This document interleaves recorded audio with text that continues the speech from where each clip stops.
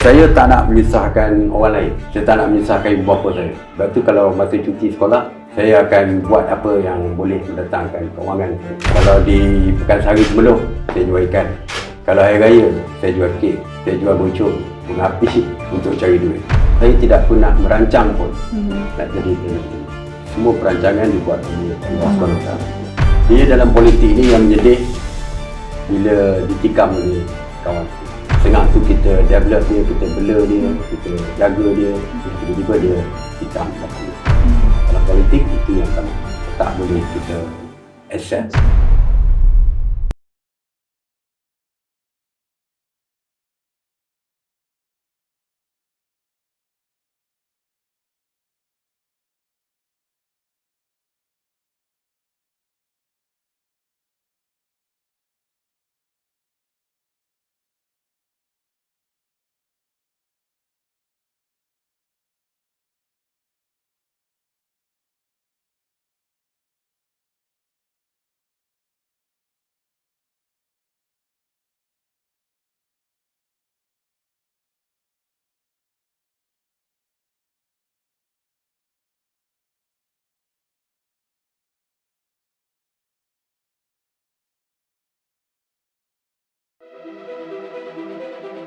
Setia yang sebenarnya Generasi keluarga Malaysia Pada dasarnya telah bersetuju dengan penubuhan kanan kita dari segi kekurangan.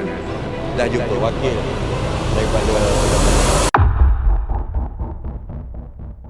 Kalau boleh sedikitlah, bagaimana kesusahan yang Datuk Seri rasai ketika kecil dulu sebenarnya? Susah. Memang susah. Saya ada adik-beradik 8 orang. Bapa saya penuri getah. Dia tahulah betapa susah. Kalau orang kata rumah bocor. Jadi memang saya alami sendiri. Rumah bocor kalau hujan taruh besen semua untuk tak ada air. Ya, saya ada. Dan itu menyebabkan saya menjadi tough dalam hidup saya. Dan saya tak nak menyusahkan orang lain. Saya tak nak menyusahkan ibu bapa saya. Sebab tu kalau masa cuti sekolah, saya akan buat apa yang boleh mendatangkan kewangan. Kalau di Pekansari sebelum, saya jual ikan. Kalau hari raya, saya jual kek, saya jual bocor, bunga api untuk cari duit. Waktu saya di asrama, saya masuk sekolah rancangan khas kerajaan. Masuk di sekolah berasrama di Kuantan. Lokal saya dah jadi macam pasar raya. Makanan, gula-gula, coklat semua ada dalam lokal. Jadi saya menjaga, menjual lah malam-malam, jam sebelum tidur. Makanan dah habis, makanan pukul 8, lepas tu dah habis dah. Jadi saya supply makanan dekat diorang lah. Mana-mana pun saya, sampai ke saya tunggu di SPM, saya pun menjaga supply hati ayam, hati lembu di semua seluruh restoran di Temelloh. Dan waktu saya di universiti, saya juga cari duit sendiri, saya tak nak menyusahkan orang. Kalau saya susah, saya tanggung sendiri. Dan saya tak nak menyusahkan keluarga saya. Menyusahkan abang-abang. Abang-abang sanggup beri duit sebab saya nak bonsu. Tak ada dah dia nak tanggung siapa lagi. Jadi, tapi saya tak nak menyusahkan orang. Saya buat part time mengajar di sekolah swasta. Saya pergi mengajar di rumah-rumah, mengajar bahasa Malaysia untuk anak. Bukan Melayu, Chinese dan sebagainya, buat motor, pergi. Jadi memang saya buat kerja daripada kecil pun saya akan buat kerja sendiri untuk menampung. Sebab saya tahu saya daripada keluarga susah, saya pun tak nak mengganggu orang lain, adik-adik saya. Ikan tu dapat dari mana ya Pak Seri? Mana? Jual ikan, jual kek tu Ini semua. yang pasar ni dia ambil daripada Pasar Borong, daripada Kuantan. Saya tukar jual lah. Tukang jual. Saya berjual bagi pihak dengan dia orang lah. Dia bayarlah upah Bayar. untuk jual ikan. Kek tu dapat dari mana?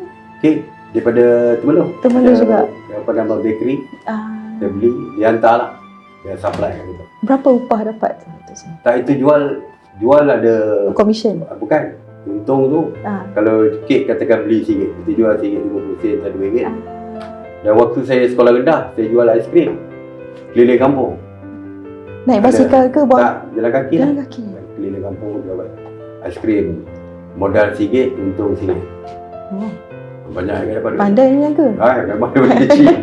Untung 100%. Sebab itu bila saya dah berpolitik apa-apa, setiap kali dia orang kawan-kawan dia orang tanya boleh dapat tak kalau nak supply benda. Dia orang kata apa?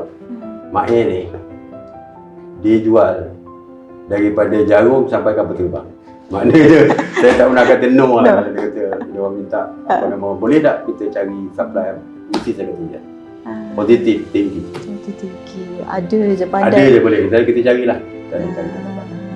Duit tadi tu memang untuk keperluan sendiri lah. Duit untuk sendiri. Supaya saya tak kacau abang-abang saya, tak kacau kakak saya.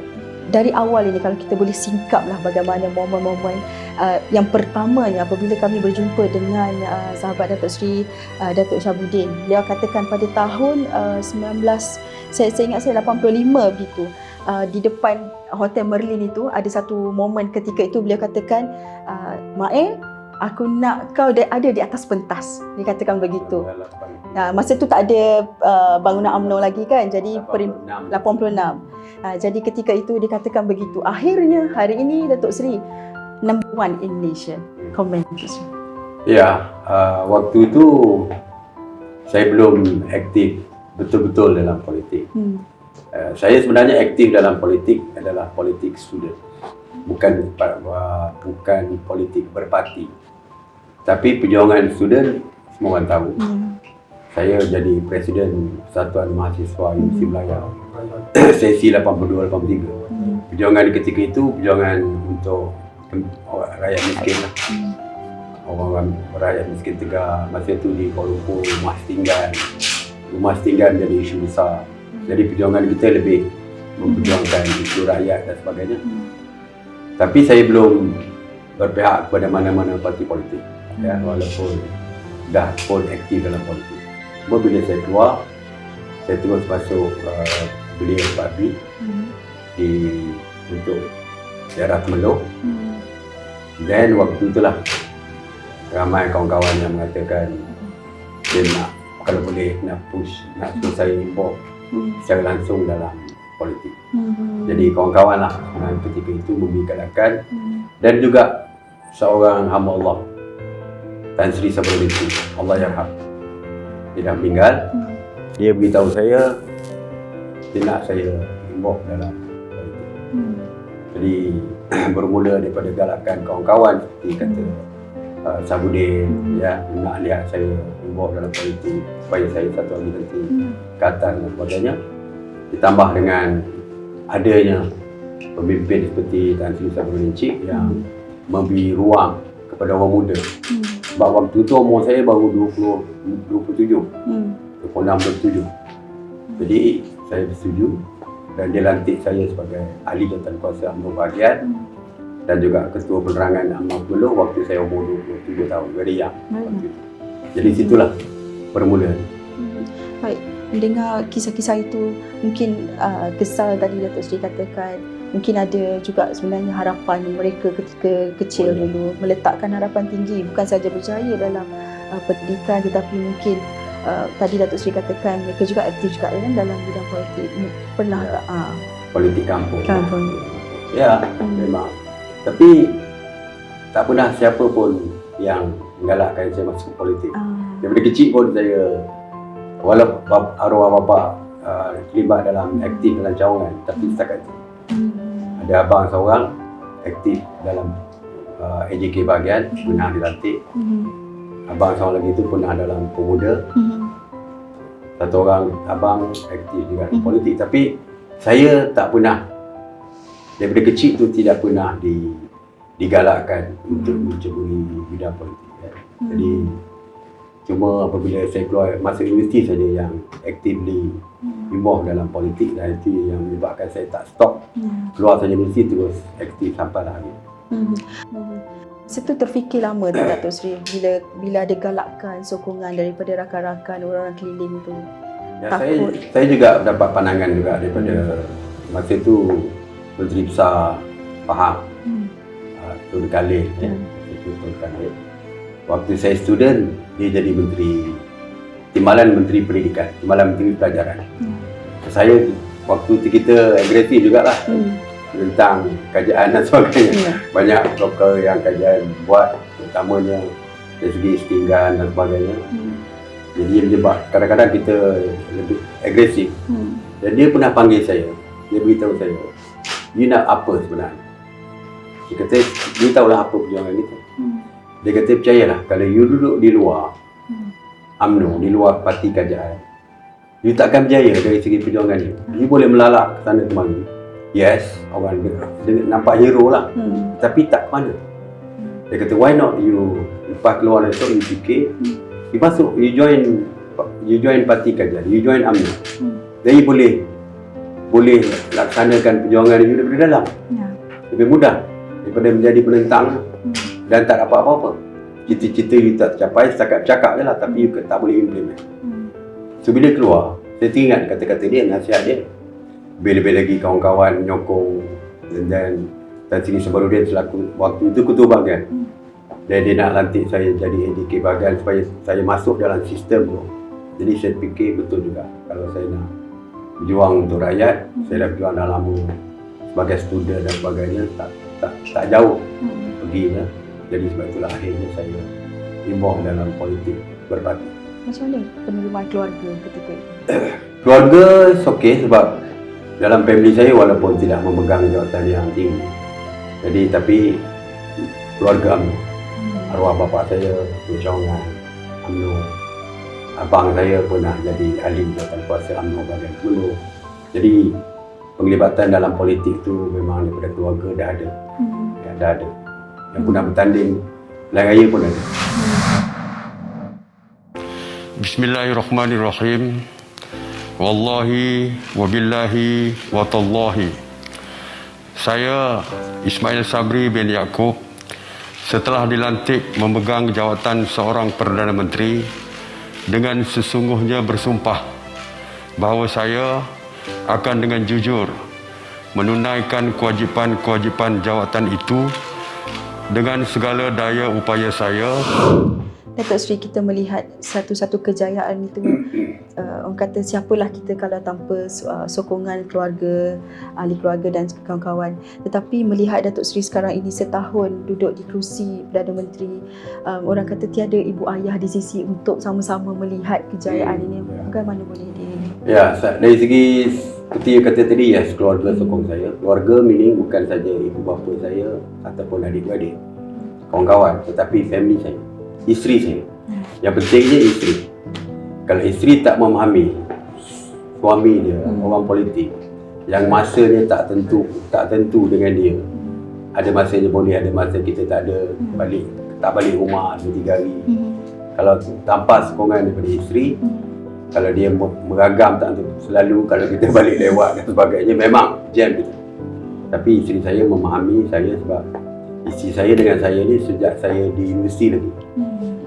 Dengan saya. Jadi dia dah tahu saya involved dalam politik universiti dah lama.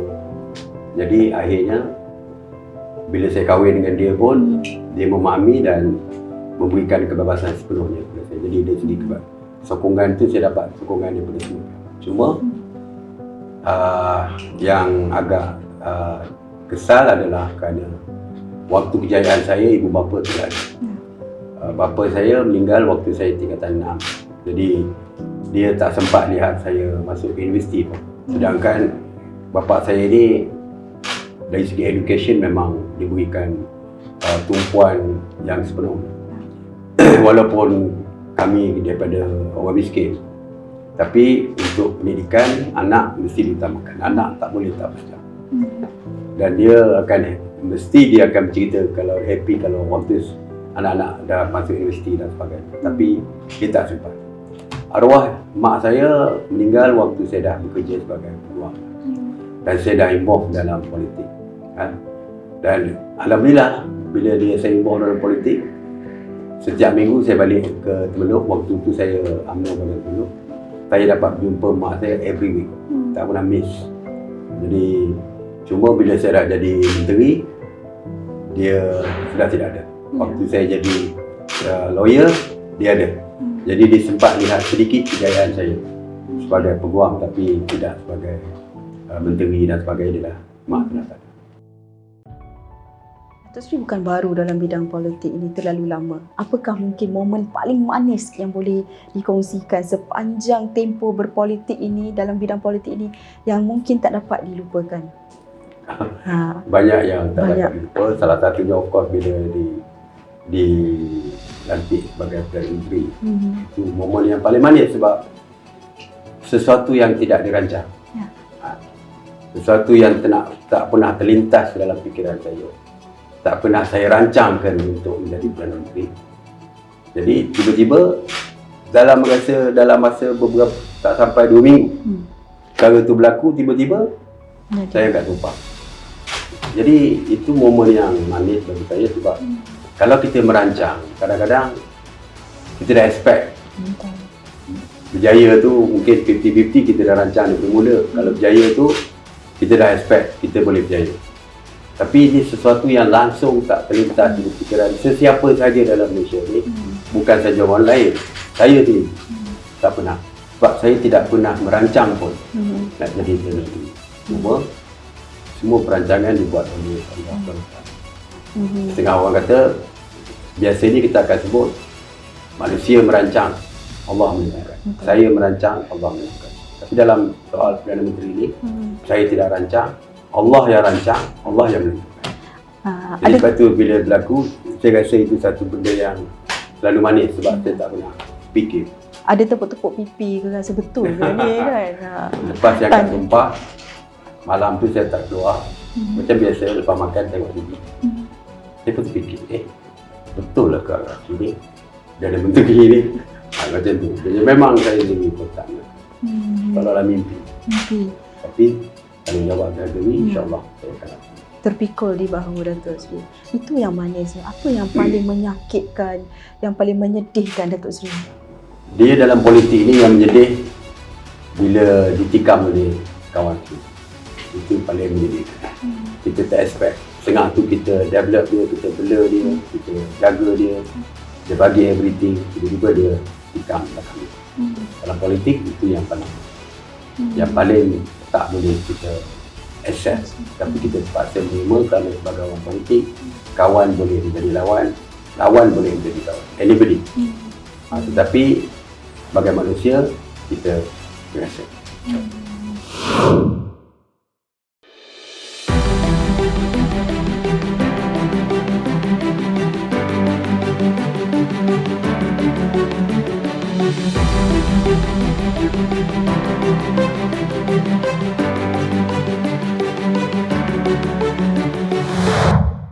Melihat susuk tubuh seorang yang bernama Datuk Seri Ismail Sabri Yaakob ini, ada yang beranggapan bahawa orangnya lemah lembut, sukar untuk membuat apa-apa, maksudnya tidak terlalu tegas. Apakah sebenarnya begitu yang kita nampak ataupun sebenarnya dari sisi lain seorang yang bernama Datuk Seri Ismail Sabri Yaakob? Well, saya percaya yang kita boleh membuat keputusan dengan cara yang lembut, dengan cara yang tidak menyakitkan hati sesiapa. Kita boleh dapat sesuatu bukan cara menjerit. Ya? Kalau kita nak dapatkan sesuatu daripada pekerja kita, bukan kita mesti maki dia orang, tengking dia orang untuk dia follow kita. Kita cakap lembut, kalau dia follow kita lebih baik daripada kita tengking staff kita untuk dapatkan benefit kita. Itu juga dengan keputusan yang saya buat.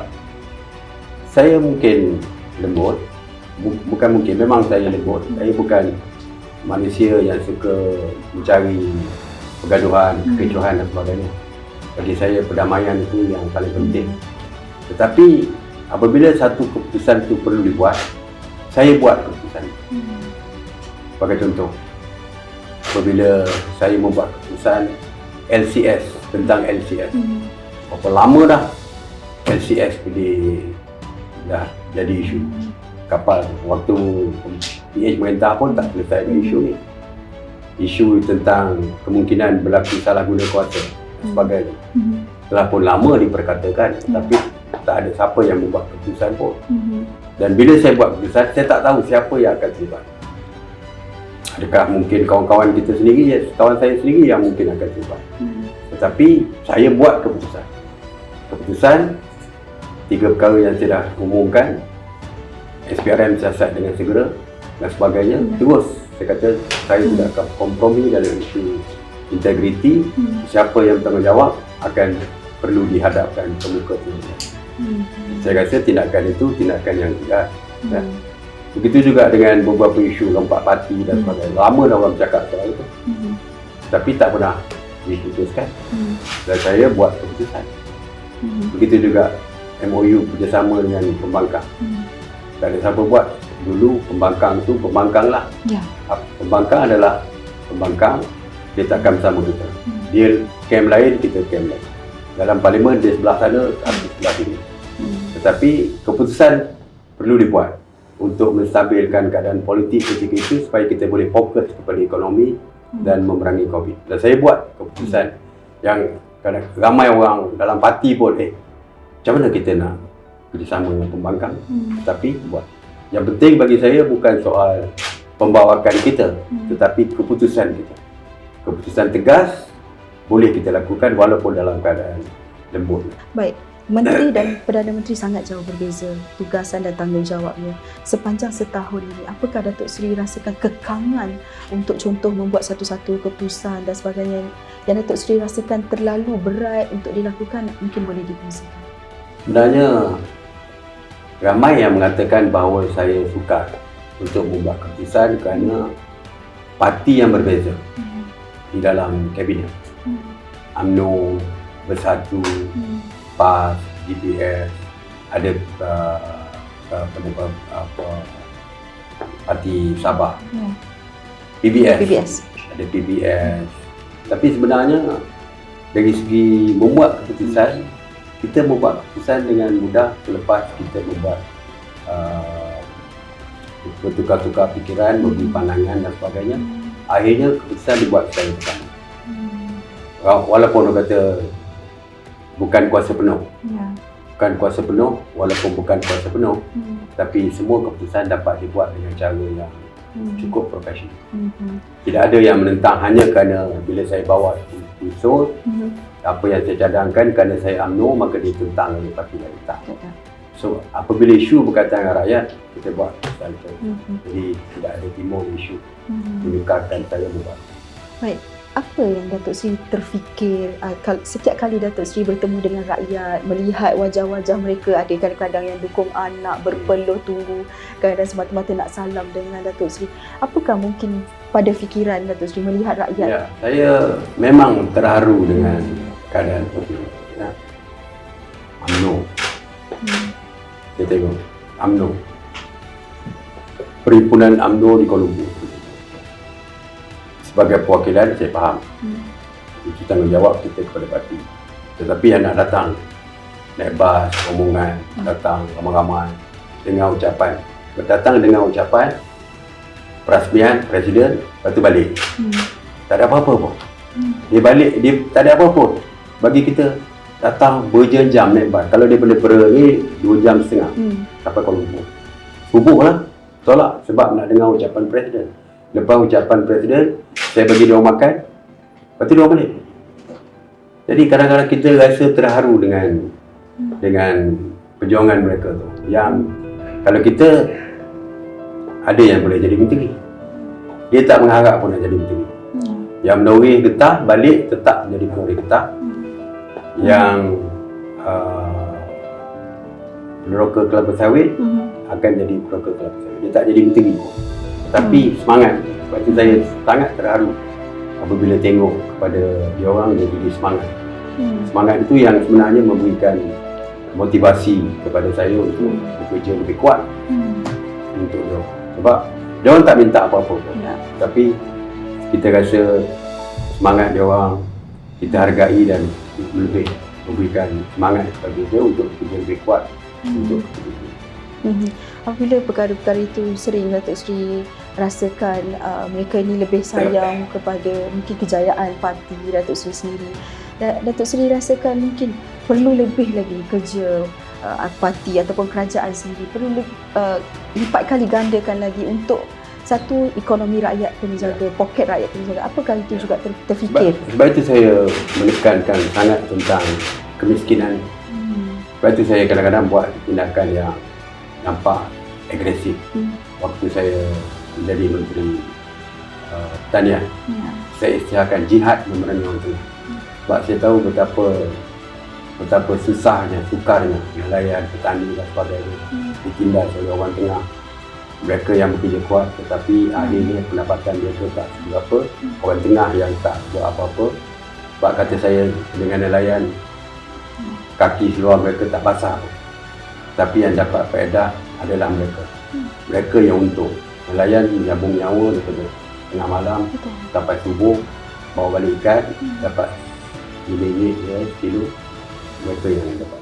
Jadi sebenarnya, dan juga background saya lah sendiri selaku orang yang dilahirkan dalam keluarga miskin, saya merasai, saya boleh merasai kalau orang tu kata dia susah, anak dia susah tak makan. Saya rasa, saya bukan kerana baca rencana dalam surat khabar tentang kemiskinan, saya bukan melalui pembacaan buku atau tengok drama Melayu yang cerita tentang orang miskin.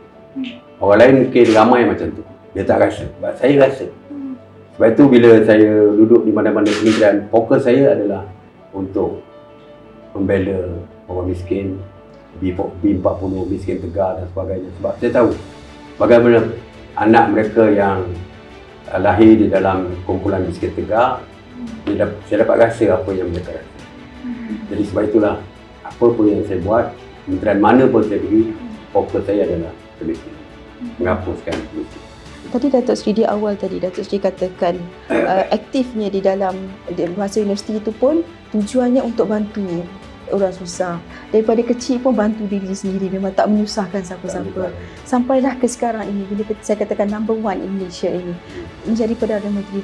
Datuk Seri sedaya upaya untuk tidak mahu rakyat susah. Kalau kita lihat tadi ada yayasan banyak.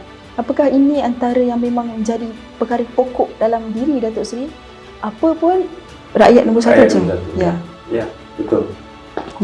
Utamakan rakyat, terutamanya golongan yang miskin. Sebab seperti saya kata, saya merasai kesusahan.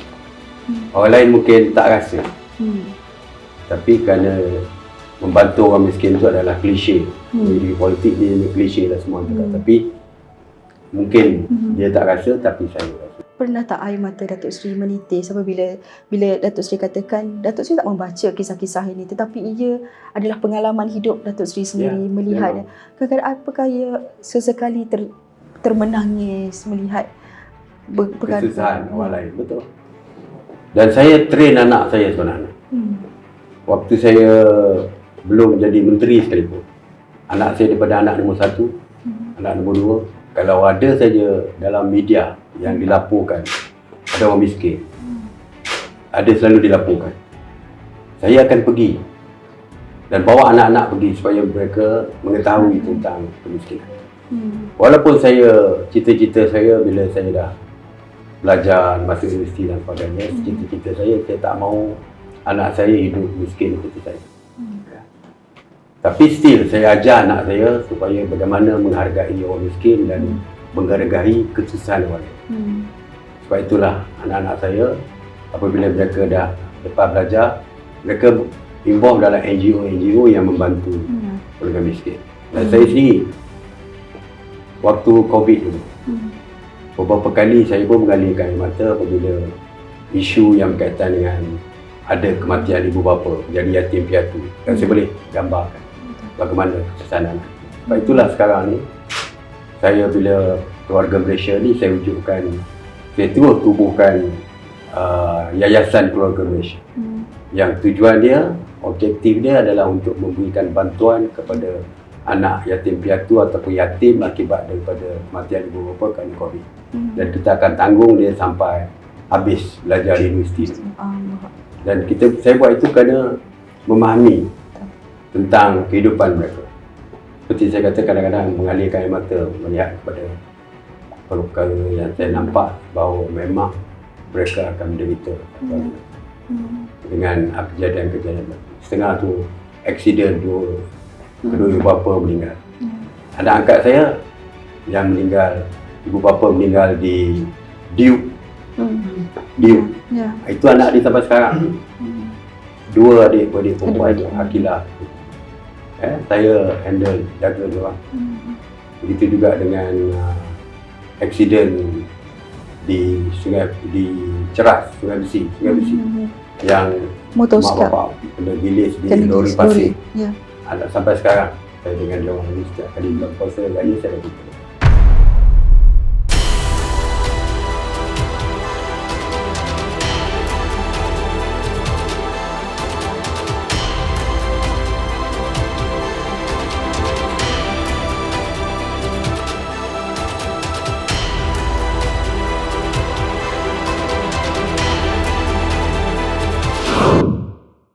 Baik, kalau kita melihat bagaimana setahun ini banyak juga kejayaan-kejayaan yang Datuk Seri dah buat, ramai sudah menikmati. Mungkin ada lagi sesuatu yang Datuk Seri nak, mungkin ada the big one yang masih lagi dalam kotak fikiran akan dibuat. Ada atau bagaimana? Yang dirancang banyak. Yang paling Sebagai contoh, untuk miskin tegar ni, kita nak hapuskan pada tahun 2025 ya, untuk miskin tegar. Pendapatan rakyat akan ditingkatkan. Ya. Negara kita target untuk menjadi negara berpendapatan tinggi pada tahun 2025. Jadi dari segi perancangan tu banyak. Dalam pipeline lah kita kata dah, roadmap tu dah jelas bila dan sebagainya. Dan ekonomi kita sekarang ni sedang dalam proses pemulihan. Kita nak balik menjadi Malaysia sebab orang kata dulu sebagai harimau Asia. Dan kita nak comeback kepada itu. Begitu juga dari suara kita sebagai sebuah negara. Walaupun kita negara kecil, tapi pada peringkat antarabangsa, kita dihormati kerana suara kita yang kuat, konsisten dari segi perjuangan, dari segi isu Palestin dan sebagainya. Kita paling ke depan. Dan perkara itu diteruskan. Cuma mungkin kekangan waktu pandemik COVID-19 kita boleh melumpuhkan lebih banyak kepada dalaman dan akhirnya kita akan balik kepada Malaysia yang dulu menjadi juara, menjadi suara kepada negara dunia ketiga dan sebagainya. Kita akan cita-cita kita ke arah itu. Dari ekonomi pun kita menjadi kuasa di Asia ni, kalau setidak-tidaknya Asia. Jadi kita akan comeback. Ya, tapi apa pun yang paling penting adalah perjuangan untuk rakyat negara kita, untuk keluar daripada kemiskinan. Kita mula dengan keluar dari miskin tegar dan kita akan terus keluar daripada miskin. Baik, Datuk Seri ada menyentuh mengenai antarabangsa, bagaimana kita perlu jadi kembali harimau Asia. Sebelum ini, kalau kita lihat banyak Datuk Seri keluar buat siri lawatan dari negara ke negara lain. Kita melihat juga ada dakwaan yang menyatakan bahawa Malaysia ini sudah tidak lagi dipandang oleh negara-negara asing.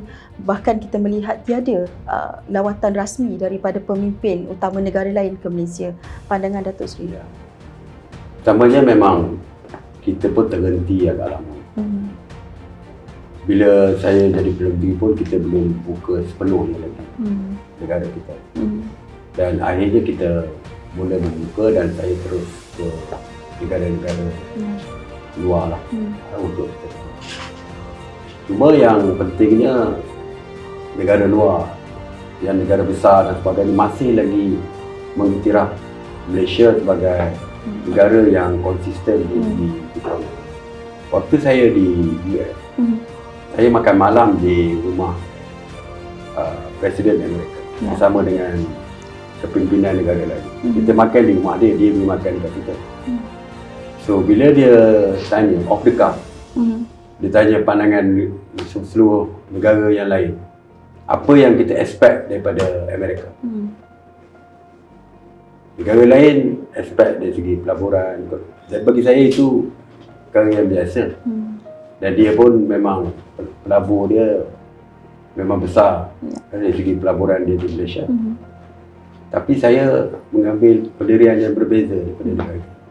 Saya memberitahu Biden di rumah dia, dinner yang dia bagi, saya memberitahu dia Amerika expectation dia mesti jujur. Mesti jujur dalam tindakan dia, khususnya berkenaan dengan Palestin. Saya beritahu dia. Saya cakap, bila berlaku krisis Rusia, Ukraine, Amerika dan kuasa besaran immediate campur tangan untuk ambil sanction kepada Israel, kepada Rusia, sekatan dagangan, sekatan penerbangan melalui ruang udara Eropah dan sebagainya. Kerana nak pressure. Tapi sejak daripada Perang Dunia Kedua, ketubuhnya Israel, Amerika dan kuasa besar tak pernah jujur dari segi perjuangan, dari segi membela perjuangan rakyat Palestin. Sedangkan resolusi Bangsa Bersatu dah 3 dah untuk supaya Palestin mempunyai negara sendiri. Tetapi kalau ini tak pernah selesai kerana tiada kejujuran daripada Amerika dan kuasa besar. Kata Amerika perlu jujur kalau betul-betul nak. Jadi saya tanya penasihat Presiden. Selepas itu sebelum balik saya ada berjumpa dengan penasihat Presiden. Selepas summit yang sidang kemuncak secara rasmi itu, saya satu-satunya ketua negara daripada ASEAN yang sekali lagi secara rasmi bercakap soal tadi dinner. Yang ini dalam sidang khas itu juga bercakap tentang Palestin. Jadi sebelum saya balik, saya tanya penasihat khas Presiden mengenai Asia dan ASEAN. Apa pandangan dia bila saya cakap macam itu? Dia kata bagus. Sekurang-kurangnya Presiden sedar tentang isu sebenar. Dan ada lagi negara yang masih lagi berjuang untuk kepentingan rakyat Palestin. Jadi walaupun kita baru lagi keluar dan juga berjumpa dengan pemimpin negara asing, tapi kurang-kurangnya mereka sudah tentang Malaysia, Palestin, Ukraine, Rusia. Amerika nak kalau boleh kita serang, attack Rusia dari segi stand kita. Tapi Malaysia tetap kata apabila berlaku perang antara dua negara, yang penting adalah bagaimana nak bawa mereka ke media dunia. Jadi kita tak pun nak sokong pun sanction ataupun sekatan yang dilakukan secara unilateral terhadap Malaysia. Jadi itu penting kita berada di pentas dunia supaya kalau Malaysia akan diingat. InsyaAllah kalau yang sama saya akan bangkitkan waktu United Nations silakan. Maksudnya banyak perkara juga, walaupun kita kata rakyat diutamakan, Malaysia juga di mata dunia juga antara yang menjadi fokus juga Datuk Seri. Baik, Datuk Seri, dulu kita ada pesta Bera di Bera ini sejak ni dah tak ada pesta. Lepas Covid tak ada. Mungkin akan ada lagi ke? Akan datang. Bagi saya sekali orang tengah hidup tak berapa selesa lagi selepas Covid. Okey. Baik. Harga barang pun masih lagi, walaupun dah banyak dah turun tapi masih lagi tak stable. Kalau kita buat pesta-pesta ni, takut orang menganggap kita tak peduli orang lain. Di Bera ni bersekeria. Setahun pentadbiran apa yang boleh Datuk Seri katakan kepada rakyat Malaysia? Ya, 2-3 perkara yang fokus kita yang saya kira telah pun berjaya. Yang pertama untuk menstabilkan politik. Kita dah berjaya menstabilkan politik. Kalau kita tengok semua politik sudah pun tidak begitu panas. Walaupun ada yang cuba memanaskan, tapi sudah pun stable. Isu yang paling besar, pandemik COVID-19, PKP. Saya boleh bayangkan, tak boleh you all pun tak boleh keluar rumah. Betul. Tiba-tiba kita dah beralih ke fasa endemik. Dan yang seterusnya adalah ekonomi. Now kita dah berjaya memulihkan, walaupun tak sepenuhnya tapi dah memulihkan ekonomi. KDNK kita menjadi yang terbaik dalam Asia Tenggara. Inflasi kita merupakan yang terendah, salah satu yang terendah di Asia Tenggara. Jadi kejayaan-kejayaan tu sedang dicapai dan insyaAllah jika ada ruang lagi untuk kajian hari ini, kita akan menambahkan lagi kejayaan yang telah pun dicipta sekarang. Sedikit, apa aktiviti masa luang Datuk Seri akan lakukan? Saya suka dengan family. Sebab itu saya keluarga Malaysia. Saya pun orang yang family man. Kalau ada ruang saja, saya akan keluar dengan anak-anak, dengan isteri saya. Yang pastinya keluar dinner dengan family. Itu mesti wajib tu. Mesti saya akan cari juga masa. Kalau ada terluang katakan hari Ahad ada waktu cuti, saya akan bawa anak-anak yang boleh keluar free untuk saya keluar merayau-rayau dekat mana-mana mall kat bawah untuk kita jalan. Dan satu lagi orang mungkin tak tahu. Ya. Dia pun suka tengok wayang dengan. Oh. Jadi ada panggung tertentu dia tahu saya datang tu. Like Walaupun dia jadi PM dia sensitif tengok wayang di cinema di panggung. panggung yang menyokong juga sebenarnya industri Industri. kan. Baik, akhir sekali saya ada 5, Dr. Sri ingat yang kita buat 5 soalan hari itu. Kita ulang sekali lagi boleh ke? 5 soalan pantas itu. Okey. Satu pernyataan, satu jawapan. UMNO. Menang. Okey, menang. Daffy. Nyanyi. Penyanyi. Baik. Pakatan Harapan. Akan kalah Akan kalah. Datuk Seri Dr. Ahmad Zahid Hamid. presiden. The The best. best. Akhir sekali, Datuk Seri Ismail Sabri Yaakob. Saya. Saya menang ke mungkin?